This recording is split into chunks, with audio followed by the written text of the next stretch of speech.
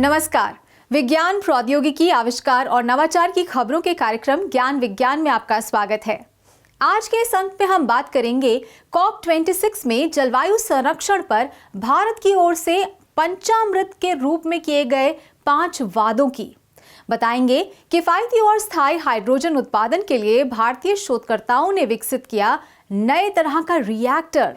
खबरें और भी होंगी, लेकिन शुरुआत करते हैं इस अंक की सुर्खियों से। 26वें संयुक्त राष्ट्र जलवायु परिवर्तन फ्रेमवर्क सम्मेलन में भारत ने दिया पंचामृत। COP26 में प्रधानमंत्री नरेंद्र मोदी ने भारत की जलवायु संरक्षण प्रतिबद्धता को दोहराते हुए किए 5 महत्वपूर्ण वादे। डिजिटल हेल्थ सुरक्षा के तहत डोडा जिले से डॉक्टर ऑन व्हील्स आरोग्य सेवा शुरू। केंद्रीय विज्ञान एवं प्रौद्योगिकी मंत्री की भागीदारी में दूर दराज क्षेत्रों में पहुंच रही है स्वास्थ्य सेवाएं।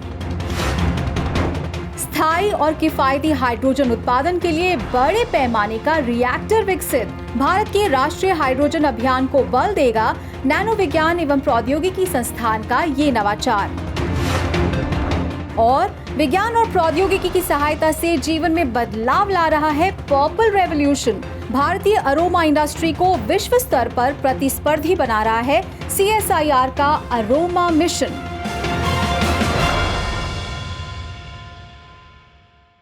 और अब खबरें विस्तार से। 26वें संयुक्त राष्ट्र जलवायु परिवर्तन फ्रेमवर्क सम्मेलन यानी COP26 के लिए इस बार दुनिया भर के देशों के प्रतिनिधि ग्लासगो में जमा हुए। 31 अक्टूबर से 12 नवंबर तक चलने वाले इस शिखर सम्मेलन में पृथ्वी की बदलती जलवायु और मानवता के लिए बढ़ रहे जोखिम पर चर्चा की जा रही है। इस शिखर सम्मेलन के उद्घाटन समारोह में पहुंचे प्रधानमंत्री नरेंद्र मोदी ने जलवायु संरक्षण के प्रति भारत की प्रतिबद्धता को दोहराते हुए समाधान के तौर पर दुनिया के सामने पंचामृत के रूप में 5 वादे किए हैं। ज्ञान विज्ञान की एक रिपोर्ट। इस बार 26वें संयुक्त राष्ट्र जलवायु परिवर्तन फ्रेमवर्क सम्मेलन का आयोजन स्कॉटलैंड के ग्लासगो में किया गया। 12 नवंबर तक चलने वाले इस सम्मेलन में जलवायु संरक्षण को लेकर अब तक अपनाए गए उपायों की समीक्षा, जलवायु परिवर्तन से बढ़ रहे जोखिम की ताजा स्थिति और आगे की रणनीति पर विचार किया जा रहा है। COP26 शिखर सम्मेलन के उद्घाटन समारोह में हिस्सा लेने पहुंचे प्रधानमंत्री नरेंद्र मोदी ने भारत द्वारा अपनाए गए अब तक के समाधानों पर रोशनी डाली। उन्होंने जलवायु परिवर्तन फ्रेमवर्क की कमियों की ओर ध्यान आकर्षित करते हुए भारत की ओर से पंचामृत के रूप में 5 वादों को दुनिया के सामने पेश किया। पहला, भारत 2030 तक अपनी गैर जीवाश्म ऊर्जा क्षमता को 500 गीगावाट तक पहुंचाएगा। दूसरा, भारत 2030 तक अपनी 50% ऊर्जा की जरूरत अक्षय ऊर्जा से पूरी करेगा। तीसरा, भारत अब से लेकर 2030 तक के कुल अनुमानित कार्बन उत्सर्जन में 1 अरब टन की कमी करेगा। चौथा, 2030 तक भारत अपनी अर्थव्यवस्था की कार्बन तीव्रता को 45% से भी कम करेगा। और पांचवा, वर्ष 2070 तक भारत नेट जीरो का लक्ष्य हासिल करेगा। फ्रेंड्स, आज जब मैं आपके बीच आया हूं तो भारत के ट्रैक रिकॉर्ड को भी लेकर के आया। मेरी बातें सिर्फ शब्द नहीं हैं, ये भावी पीढ़ी के उज्जवल भविष्य का जयघोष है। क्लाइमेट चेंज पर इस वैश्विक मंथन के बीच मैं भारत की ओर से इस चुनौती से निपटने के लिए 5 अमृत तत्व रखना चाहता हूं, पंचामृत की सौगात देना चाहता हूं। ये पंचामृत क्लाइमेट एक्शन में भारत का एक अभूतपूर्व योगदान होंगे। जीवाश्म ईंधन के बढ़ते इस्तेमाल, वनों की कटाई, अनियंत्रित औद्योगिक गतिविधियों जैसे कारणों से हो रहे कार्बन उत्सर्जन के चलते पृथ्वी की जलवायु में खतरनाक स्तर तक परिवर्तन किया है। नतीजा, धरती पर जमा बर्फ तेजी से पिघल रही है। इससे ताजा पानी कम हो रहा है, समुद्र जल स्तर बढ़ रहा है और चरम मौसमी घटनाएं धरती के जनजीवन पर प्रतिकूल प्रभाव डाल रही हैं। पेरिस समझौते की प्रतिबद्धता के अनुरूप भारत सरकार ने एक अभियान के तौर पर वैकल्पिक ऊर्जा संसाधनों को बढ़ावा देने का काम किया है।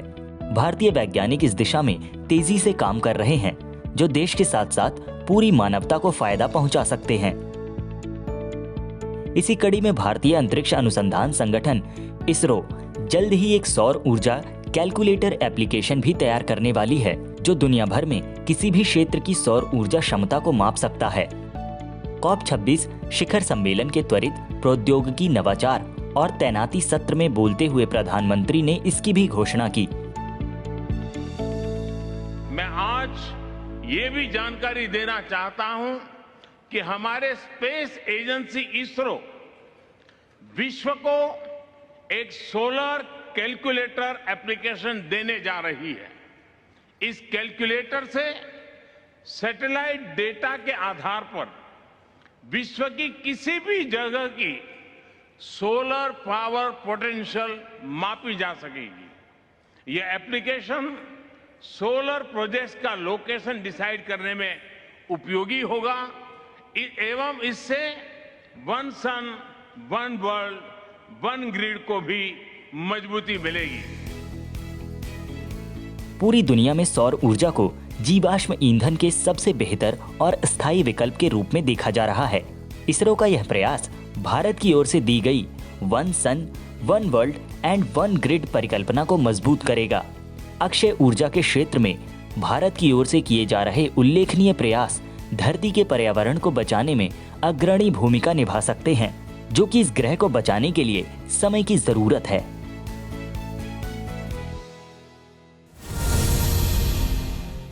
हाल ही में केंद्रीय विज्ञान एवं प्रौद्योगिकी और पृथ्वी विज्ञान मंत्री डॉक्टर जितेंद्र सिंह ने जम्मू के डोडा जिले से डॉक्टर ऑन व्हील आरोग्य सेवा का शुभारंभ किया था। भारत सरकार की डिजिटल हेल्थ सुविधा के तहत ये योजना दूर दराज पहाड़ी क्षेत्रों में लोगों के घर तक स्वास्थ्य सेवा पहुंचाने का अभियान है।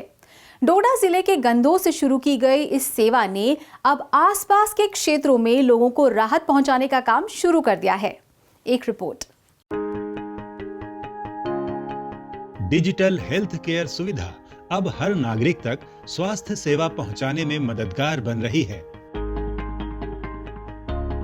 9 अक्टूबर को केंद्रीय विज्ञान एवं प्रौद्योगिकी और पृथ्वी विज्ञान मंत्री डॉक्टर जितेंद्र सिंह ने जम्मू में डोडा जिले के सुदूर क्षेत्र गंदो भालेसा से digital health camp doctor on wheel सेवा का शुभारंभ किया। NHPC, सहारा हेल्थ, ओ हेल्थ, सेवा भारती और डोडा मेडिकल कॉलेज के सहयोग से केंद्रीय मंत्री जितेंद्र सिंह की भागीदारी में डिजिटल हेल्थ शिविर के तौर पर ये मेडिकल मोबाइल यूनिट जिले के दूर दराज ग्रामीण क्षेत्रों में जाकर लोगों के घर तक स्वास्थ्य सेवाएं पहुंचा रही है, जहां अभी तक डिस्पेंसरी या डॉक्टर की भी सुविधा नहीं है। इस सुविधा का उद्देश्य उन दूर दराज क्षेत्रों में विशेषकर वरिष्ठ नागरिकों, दिव्यांगों, महिलाओं से जुड़ी गंभीर बीमारियों और बच्चों को स्वास्थ्य सेवाएं उपलब्ध कराना है। भारत सरकार की आरोग्य और आयुष्मान भारत जैसी विभिन्न स्वास्थ्य सेवाओं को सुदूर अंचल तक पहुंचाना है। डॉक्टर ऑन व्हील आरोग्य digital health care project doctor on wheel आरोग्य डिजिटल हेल्थ केयर प्रोजेक्ट डोडा जिले के दूरदराज पहाड़ी क्षेत्रों में केंद्रीय मंत्री डॉक्टर जितेंद्र सिंह की भागीदारी में लागू किया गया है। पहचान से लेकर केस स्टडी और स्पेशलिस्ट केयर तक ये सभी सुविधाएं विभिन्न योजनाओं के तहत दी जा रही हैं, ताकि सेवाएं स्थायी और लंबे समय तक चलाई जा सकें। इसमें डिजिटल तकनीक, डिजिटल डायग्नोस्टिक तकनीक और सरकारी योजनाएं शामिल हैं।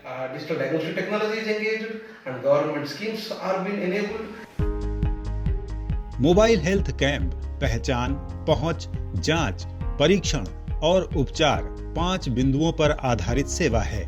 इस निःशुल्क सेवा में गांव-गांव पहुंचकर रोगियों की जांच, पॉइंट ऑफ केयर उपकरणों के माध्यम से नैदानिक परीक्षण, स्थान पर ही 20 मिनट में जांच रिपोर्ट, दवाइयां उपलब्ध कराना और टेली हेल्थ सेवा शामिल है। जरूरत पड़ने पर टेली हेल्थ सेवा द्वारा बड़े शहरों में मौजूद विषय विशेषज्ञों से 2 मिनट के अंदर परामर्श की भी व्यवस्था की गई है। डॉक्टर्स ऑन व्हील बहुत ही अच्छा एक इनिशिएटिव है। लोगों के घर तक उनको सुविधा मिली। ऐसे लोगों को लगभग 4 या 5 किलोमीटर से ज़्यादा दूर जाना पड़ता है अपने छोटे मोटे टेस्ट कराने के लिए। यहाँ लोगों के टेस्ट भी हो गए, उनको मेडिसिन भी मिली। बहुत ही अच्छी सुविधा है और बहुत ही अच्छा इनिशिएटिव है। हम डॉक्टर साहब का शुक्रिया अदा करते हैं क्योंकि हम यहाँ ऊपर पहाड़ी इलाके में रहते हैं, यहाँ कोई फैसिलिटी नहीं है, हमें दवाइयों वगैरह की, हमें डिस्पेंसरी वगैरह भी नहीं है। तो यहाँ एम्बुलेंस आई और हमारा ठीक से टेस्ट हुआ, सब कुछ ठीक भी हुआ। तो मैं अपना चेकअप करवाने आया था। ये बहुत अच्छी स्कीम है गांव देहात में, यहाँ हमारे डिस्पेंसरी तक भी नहीं है। अच्छा स्टेप है गवर्नमेंट का, जिससे गरीबों को बहुत फ़ायदा हो रहा है। डॉक्टर लोग जो हैं बहुत अच्छी तरह से चेकअप कर रहे हैं। फिलहाल ये सेवा सीमावर्ती डोडा जिले के गांव को कवर कर रही है, जिससे लगभग 10,000 लोगों को फायदा पहुंचेगा। भारत सरकार के स्वास्थ्य मिशन फिट इंडिया जैसे अभियानों के अनुरूप शुरू की गई इस सेवा से भविष्य की स्वास्थ्य चुनौतियों की जानकारी और उनसे निपटने की रणनीति बनाने में भी मदद मिलेगी।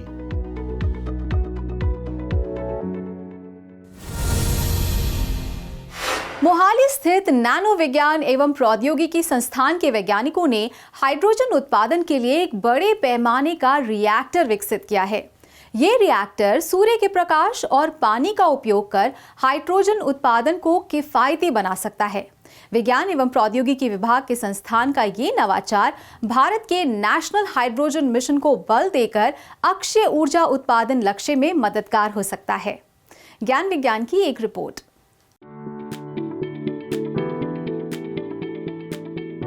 हालिया COP26 सम्मेलन में भारत ने एक बार फिर गैर जीवाश्म ऊर्जा को बढ़ावा देने की प्रतिबद्धता को दोहराया। भारत का लक्ष्य 2030 तक अपनी अक्षय ऊर्जा क्षमता को 500 गीगावाट तक ले जाने का है। कार्बन उत्सर्जन कटौती के इस लक्ष्य में भारतीय शोधकर्ताओं द्वारा नवीकरणीय ऊर्जा समाधानों के लिए किए जा रहे काम अहम भूमिका निभा रहे हैं। इसी कड़ी में अब मोहाली स्थित विज्ञान एवं प्रौद्योगिकी विभाग के नैनो विज्ञान एवं प्रौद्योगिकी संस्थान ने हाइड्रोजन उत्पादन का किफायती और दीर्घकालिक स्थायी समाधान निकाला है। वैज्ञानिकों की टीम ने पहली बार एक बड़े पैमाने का रिएक्टर विकसित किया है, जो सूर्य के प्रकाश और पानी जैसे स्थायी स्रोतों का उपयोग कर पर्याप्त मात्रा में हाइड्रोजन का उत्पादन करता है।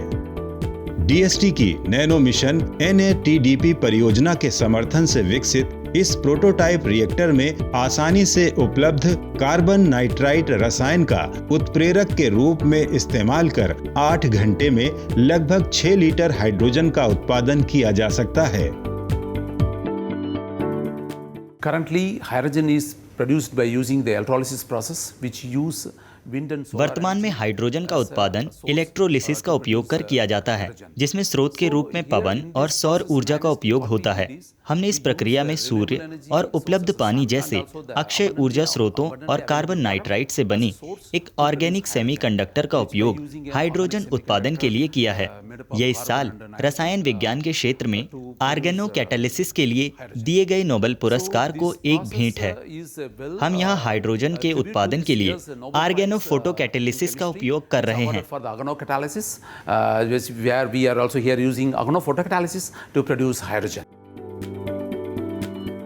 INST की टीम पिछले कुछ समय से हाइड्रोजन उत्पन्न करने के लिए प्रकाश उत्प्रेरक जल विखंडन के इस क्षेत्र में काम कर रही है। टीम ने कार्बन नाइट्राइट से प्राप्त कम लागत वाले ऑर्गेनिक सेमीकंडक्टर का इस्तेमाल किया, जिन्हें यूरिया और मेलामाइन जैसे सस्ते स्रोतों का उपयोग करके बड़े पैमाने पर आसानी से तैयार किया जा सकता है। जब इस अर्धचालक पर सूर्य का प्रकाश पड़ता है तो उससे इलेक्ट्रॉन और छिद्र उत्पन्न होते हैं। इलेक्ट्रॉन प्रोटॉन के साथ मिलकर हाइड्रोजन का उत्पादन करते हैं और छिद्रों को भरने के लिए सैक्रिफिशियल एजेंट का इस्तेमाल किया जाता है ताकि इलेक्ट्रॉन मुक्त रहें। इस तरह इस लगभग 1 वर्ग मीटर के रिएक्टर पर उत्प्रेरकों का लेप लगाकर सूर्य के प्रकाश का इस्तेमाल कर पानी से हाइड्रोजन का उत्पादन किया जा सकता है। इस हाइड्रोजन का उपयोग फ्यूल सेल के माध्यम से बिजली उत्पादन, हाइड्रोजन स्टोव और वाहनों आदि के लिए किया जा सकता है। हमारा ग्रुप में हमने एक कैटलिस्ट ग्राफिटिक कार्बोनेटेड कैटलिस्ट बनाया है। वो यूरिया से बनाया था। वो कैटलिस्ट 15 ग्राम बनाया था। वो एक रिएक्टर प्लेट में कोट किया गया था। उसके बाद जब भी सनलाइट कैटलिस्ट के ऊपर इंसिडेंट होता है, वो होल्स एंड इलेक्ट्रॉन्स जनरेट करता है। वो होल्स हम स्कैवेंजर यूज़ करके सप्रेस करते हैं। उसके बाद वो फोटो जनरेटेड इलेक्ट्रॉन्स वो वाटर का रिड्यूस करके हाइड्रोजन बनाया जाता है। वो हाइड्रोजन हम बाद में फ्यूल सेल की तरफ यूज़ कर सकते हैं फॉर इलेक्ट्रिसिटी जनरेशन, और वी कैन हम सिलेंडर्स में भी स्टोर कर सकते हैं, जैसे हम करते हैं हाइड्रोजन सिलेंडर्स। भारतीय वैज्ञानिकों का ये शोध हाल ही में जर्नल ऑफ क्लीनर प्रोडक्शन में प्रकाशित किया गया है, जिसका पेटेंट प्राप्त करने की प्रक्रिया जारी है। ग्रीन हाइड्रोजन उत्पादन की यह तकनीक न सिर्फ भारत के राष्ट्रीय हाइड्रोजन अभियान को बल देगी, बल्कि भारत के अक्षय ऊर्जा लक्ष्य में हाइड्रोजन ऊर्जा के विकल्प को बड़े पैमाने पर शामिल करने में भी मददगार साबित हो सकती है।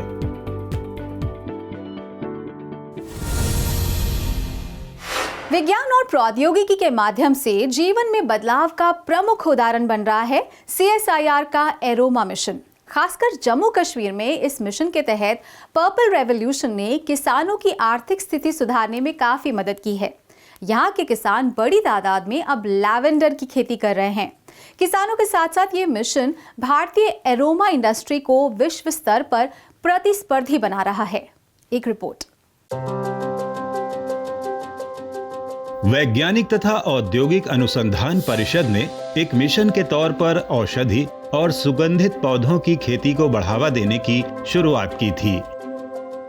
इस अभियान में CSIR के Central Institute of Medicinal and Aromatic Plants CMAP Lucknow, Institute of Himalayan Bioresources Technology IHBT Palampur और जम्मू स्थित Indian Institute of Integrative Medicine IIIM ने महत्वपूर्ण भूमिका निभाई।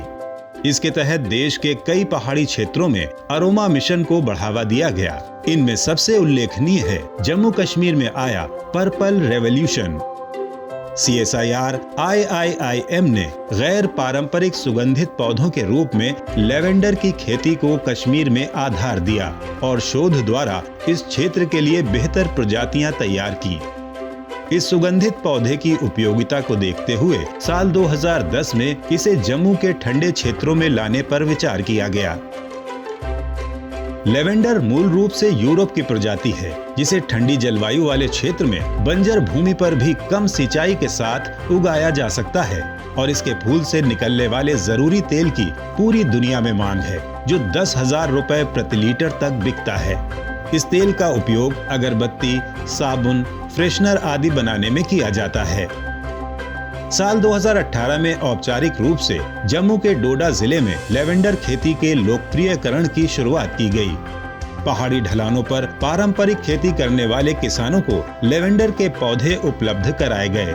200 किसानों से शुरुआत की गई और साल 2020 तक CSIR के अरोमा मिशन के तहत 500 किसानों को 100 एकड़ जमीन पर बोने के लिए 8 लाख पौधे उपलब्ध कराए जा चुके हैं।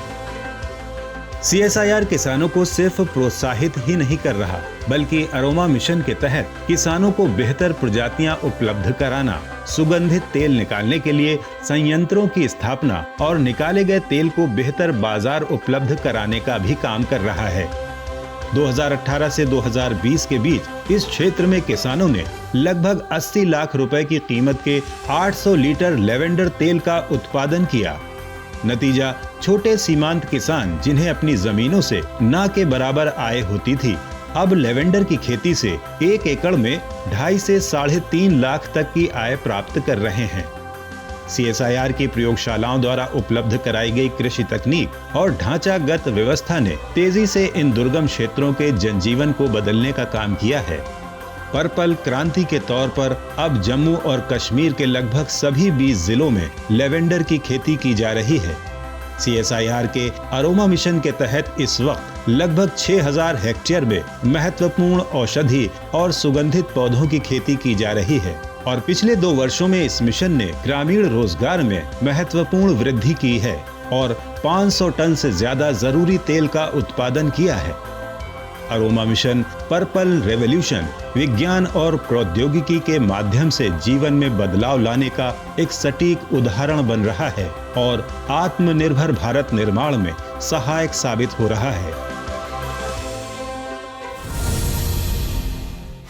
और अब नजर डालते हैं विज्ञान और प्रौद्योगिकी से जुड़ी देश और दुनिया की कुछ और ताजा गतिविधियों पर हमारे खास सेगमेंट साइंस एक्सप्रेस में।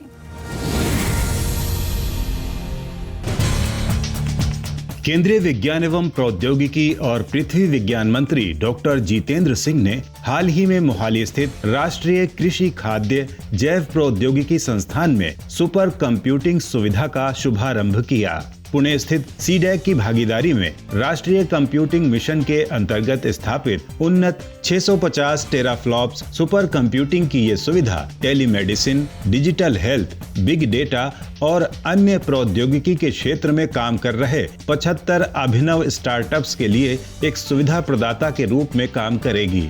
लगभग 20 करोड़ रुपए की लागत से स्थापित ये सुविधा NABI और नवोन्मेषी एवं अनुप्रयुक्त जैव प्रसंस्करण केंद्र CIAB में कृषि एवं पोषण जैव प्रौद्योगिकी से संबंधित किए जा रहे अंतर विषयक अत्याधुनिक अनुसंधान की जरूरतों को पूरा करने में मददगार होगी। इस मौके पर डॉक्टर जितेंद्र सिंह ने कहा कि डिजिटल इंडिया पहल के तहत 2 डिजिटल कार्यशील मंच NABI, लैबिफाई और NABI व CIAB में ई-ऑफिस की भी शुरुआत की गई है। लैबिफाई एक अनूठा सॉफ्टवेयर है जो उन निधियों की सीधी निगरानी की सुविधा प्रदान करता है जो उपकरण की खरीद, उपभोग्य सामग्री, मानव संसाधन, बाहरी परियोजनाओं आदि के लिए मंजूर की गई हैं। भारतीय खगोलविदों ने प्रकाश के ध्रुवीकरण का उपयोग करके अतिरिक्त सौर ग्रहों के वातावरण का अध्ययन करने की नई विधि खोजी है। बेंगलुरु स्थित विज्ञान एवं प्रौद्योगिकी विभाग के भारतीय ताराभौतिकी संस्थान के वैज्ञानिक सुजान सेन गुप्ता ने कुछ दशक पहले ये सुझाव दिया था कि गर्म युवा ग्रहों के तापीय विकिरण और अन्य सितारों की परिक्रमा करने वाले एक्सोप्लैनेट्स के परावर्तित प्रकाश के ध्रुवीकरण का माप एक्सोप्लैनेटरी वातावरण की रासायनिक संरचना और अन्य गुणों का खुलासा कर सकती है। अब सुजान सेन गुप्ता के साथ काम कर रही पोस्ट डॉक्टरल शोधकर्ता अरित्रा चक्रवर्ती ने एक विस्तृत त्रिआयामी संख्यात्मक विधि विकसित की है और एक्सोप्लैनेट्स के ध्रुवीकरण का अनुकरण किया है। द एस्ट्रोफिजिकल जर्नल में प्रकाशित ये शोध एक्सोप्लैनेट्स के वातावरण के साथ साथ इसकी रासायनिक संरचना का अध्ययन करने में मदद कर सकता है। भारतीय वैज्ञानिकों का ये अनुसंधान उपयुक्त संवेदनशीलता के साथ उपकरणों को डिजाइन करने और पर्यवेक्षकों का मार्गदर्शन करने में मदद करेगा। रोबोटिक्स के क्षेत्र में लगातार प्रगति ने मानव के लिए बहुत से कामों को आसान और सुरक्षित बना दिया है, लेकिन फिर भी उन्नत से उन्नत रोबोट रोजमर्रा के मानव जीवन से जुड़े महत्वपूर्ण बुनियादी सामाजिक संपर्क नहीं कर पाते। अब मैसाचुसेट्स प्रौद्योगिकी संस्थान MIT के शोधकर्ताओं ने रोबोटिक्स के फ्रेमवर्क में बातचीत जैसी कुछ सामाजिक अंतःक्रियाओं को शामिल किया है। इस नई मशीन लर्निंग तकनीक द्वारा रोबोट्स को ये समझने में मदद मिलेगी कि एक दूसरे की सहायता करने या बाधा डालने का क्या मतलब है। खुद से ये सामाजिक व्यवहार सीखने के लिए एक नकली वातावरण तैयार किया गया, जहां एक रोबोट अपने साथी को देखता है, अनुमान लगाता है कि वह किस कार्य को पूरा करना चाहता है और फिर स्वयं अपने लक्ष्य तय कर दूसरे रोबोट की मदद या बाधा उत्पन्न करता है। ये नवीन रोबोट मॉडल चिकित्सा, बुजुर्गों की देखभाल, मनोविकारों के विश्लेषण सहित अन्य क्षेत्रों में भी ज्यादा कुशल और कारगर साबित हो सकते हैं। Centre for brains, minds and machines, the national science foundation सहित कई संस्थानों द्वारा समर्थित इस शोध को नवंबर में लंदन में रोबोट लर्निंग पर होने वाले सम्मेलन में प्रदर्शित किया जाएगा।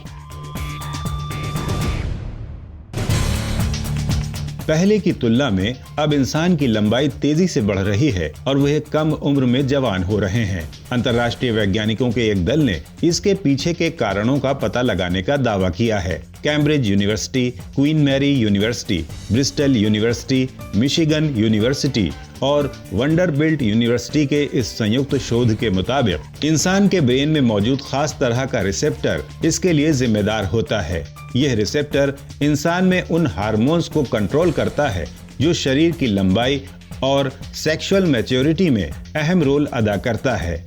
ब्रेन के हाइपोथैलेमिक न्यूरॉन्स वाले हिस्से में मेलेनोकॉर्टिन 3 रिसेप्टर पाया गया। ये लंबाई और सेक्सुअल मैच्योरिटी को कंट्रोल करता है। जब ये रिसेप्टर ठीक से काम नहीं करता तो इंसान की लंबाई ठीक से नहीं बढ़ पाती और लोग कद में छोटे रह जाते हैं, साथ ही वो देर से जवान होते हैं। इस शोध के लिए 5 लाख लोगों को शामिल कर उनकी जांच की गई। शोध के परिणाम ऐसी दवाएं तैयार करने में सहायक हो सकते हैं जो रिसेप्टर को बेहतर काम करने में मदद करेंगी। तो आज के हमारे इस अंक में इतना ही। ये कार्यक्रम आपको कैसा लगा? अपने फीडबैक और सुझाव देने के लिए आप हमें ईमेल कर सकते हैं। हमारा ईमेल है indiascience@vigyanprasar.gov.in। आप अपनी राय हमें डाक के द्वारा भी भेज सकते हैं। हमारा पता है विज्ञान प्रसार, A50, सेक्टर 62, नोएडा, उत्तर प्रदेश 201309। विज्ञान, प्रौद्योगिकी, आविष्कार और नवाचार से जुड़ी ताज़ा जानकारियों के साथ अगले हफ्ते इसी वक्त इसी चैनल पर फिर होंगे हाजिर। तो बने रहिए हमारे साथ वैज्ञानिक सोच के साथ। नमस्कार।